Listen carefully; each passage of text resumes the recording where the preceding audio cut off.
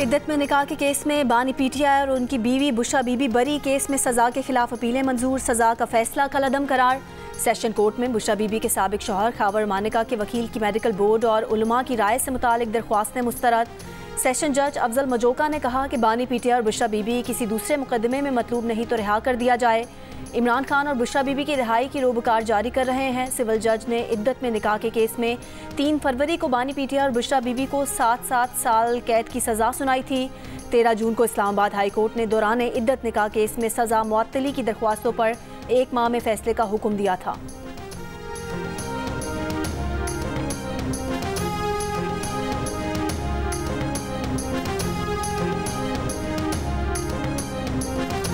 Chairman PTI barrister Gauhar का कहना है कि ये आखिरी केस था, आज बानी पीटीआई की रिहाई होनी चाहिए। बुशा बीबी भी इद्दत केस में बरी होने के बाद अब किसी दूसरे केस में गिरफ्तार नहीं। बानी पीटीआई चाहते हैं आइन और कानून की बालादस्ती हो।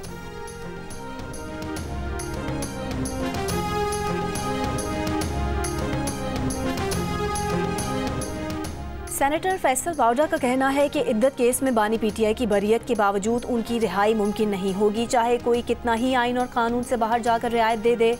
लॉजिक नहीं जीतेगी, लॉ जीतेगा। अभी बहुत से मराहिल और केसेस बाकी हैं। कल के फैसले के बाद पीटीआई की मुश्किलात बढ़ गई हैं।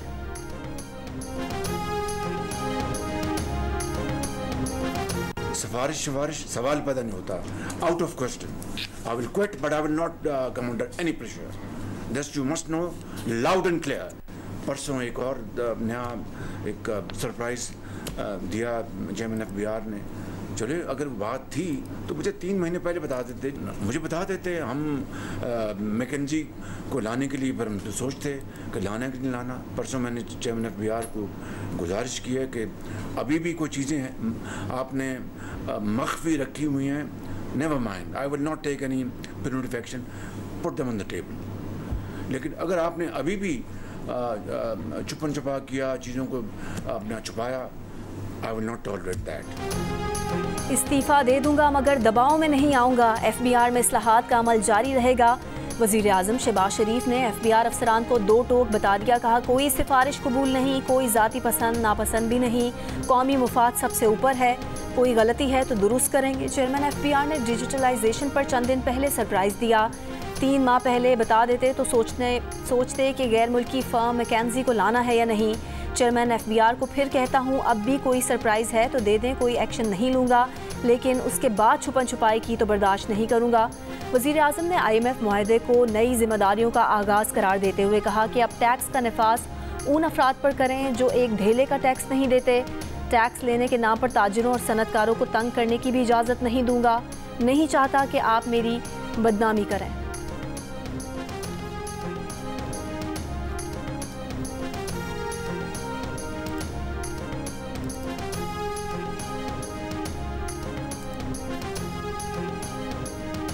सरमायाकार को आप ताजर को तंग नहीं करेंगे, बेजा उनको आप यानी in the name of enforcement आप मेरी बदनामी कराएं, ये नहीं होगा। I will not allow you to adopt those tactics, no way, we know this, we have seen this in the past. उनको आपने सहूलत देनी है, उनको आपने इज्जत करनी है, और जहाँ टैक्स ड्यू है खा कोई हो, then make all effort, go all out to collect those sums of monies which are due to the national exchequer।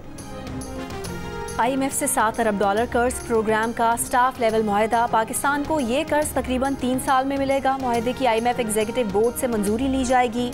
IMF के मुताबिक माशी इस्तेहकाम के लिए पाकिस्तान टैक्स आमदनी बढ़ाएगा। रिटेल सेक्टर में भी टैक्स नेट बढ़ाया जाएगा। ज़राई शोबे को टैक्स नेट में लाया जाएगा। नया कर्ज प्रोग्राम पाकिस्तान में माशी इस्तेहकाम का बाइस बनेगा। IMF के एलामिये में कहा गया है कि गुज़िश्ता 1 साल में पाकिस्तान में महंगाई में कमी हुई, पाकिस्तान के ज़र मुबादला के ज़खायर बेहतर हुए, पाकिस्तान में माशी इस्तेहकाम को फ़रोग हासिल हुआ। ये भी कहा कि पाकिस्तान को फिस्कल एंड मॉनेटरी पॉलिसी में इस्लाहात लाना होंगी।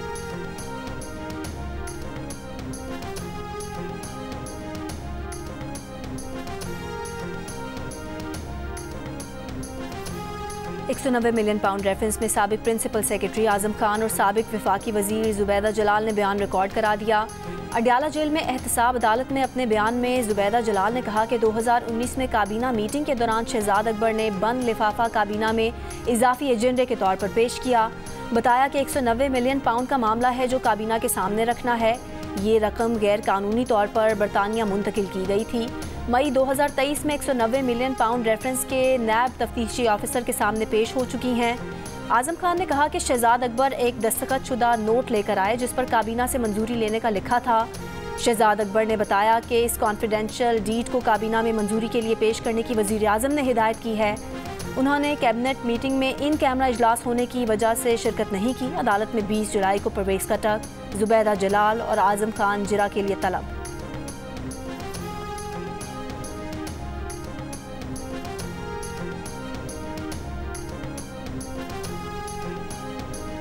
वज़ीर आला पंजाब मरीम नवाज का 14 अगस्त से सोलर पैनल की तकसीम शुरू करने का ऐलान। 200 से ज़ायद और 500 यूनिट तक बिजली इस्तेमाल करने वालों को सोलर पैनल 10% मुआवजे की अदायगी पर मिलेंगे।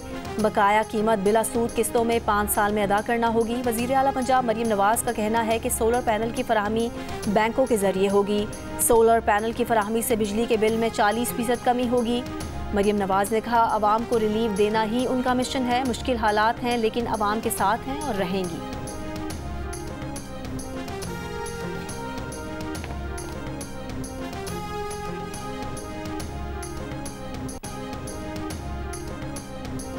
वज़ीर दाखिला मोहसिन नकवी से अमरीकी सफ़ीर डोनाल्ड ब्लूम की मुलाकात। इंसदाद दहशतगर्दी, इंसदाद मनशियात और सिक्योरिटी शोबों में ताउन बढ़ाने पर इत्तफाक। वज़ीर दाखिला मोहसिन नकवी ने कहा, इस्लामाबाद पुलिस का वफ़द जल्द न्यूयॉर्क का दौरा करेगा। इस्लामाबाद पुलिस के अफसरान को न्यूयॉर्क पुलिस डिपार्टमेंट से ट्रेनिंग के ख्वाहिशमंद हैं। पाकिस्तान में मुकीम तमाम अक़लियतों को आईन पाकिस्तान के तहत मुसावी हुकूक हासिल हैं। अक़लियतों का तहफ़्फ़ुज़ हुकूमत की ज़िम्मेदारी है।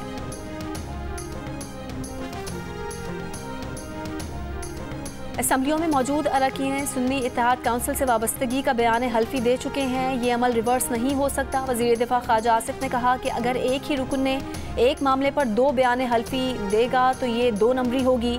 सुप्रीम कोर्ट ने अपने फैसले में आइन के आर्टिकल 106 और 151 को दोबारा तहरीर किया है। इस फैसले पर नज़रसानी अपील दायर की जाएगी या नहीं की जाएगी, ये फैसला पीर को पार्लियामेंट में किया जाएगा।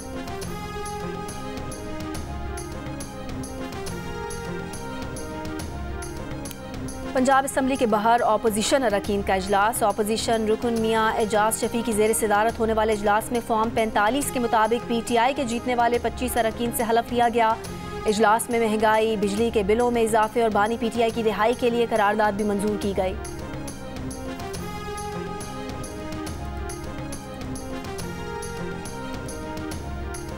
विद होल्डिंग टैक्स के खिलाफ मुल्क भर में आटा मिल्स आज तीसरे रोज भी बंद। सप्लाई बंद, मार्केट में आटे की किल्लत पैदा होने का खदशा। गुजरावाला के दाल बाजार में आटा शॉर्ट हो गया। पेशावर में डीलर्स के पास सिर्फ 2 दिन का स्टॉक रह गया। मुल्तान में चक्की के 1 किलो आटे की कीमत में 40 रुपये का इजाफा। 1 किलो चक्की का आटा 110 रुपये का हो गया। हैदराबाद में चक्की मालिकान ने हड़ताल खत्म करके चक्कियाँ खोल दी। फ्लावर मिल्स एसोसिएशन का कहना है कि हुकूमत ने मुज़ाकरात के लिए अब तक कोई राब्ता नहीं किया है।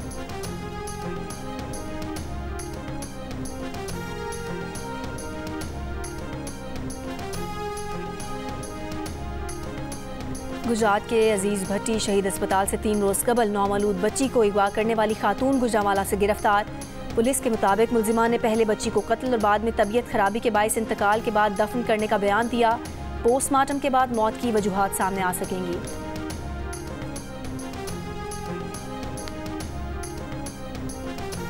बहावलपुर में 9 साल का बच्चा ज़ेरे तामीर फ्लाईओवर के लिए खोदे गए गड्ढे में जमा बारिश के पानी में डूब गया। रेस्क्यू टीम ने 1 घंटे के सर्च ऑपरेशन के बाद बच्चे की लाश निकाल ली। वाक़े में इलाका मकीनों का एहतजाज। अहमद सुबहान रेलवे फाटक के लिए फ्लाईओवर की तामीर जारी है।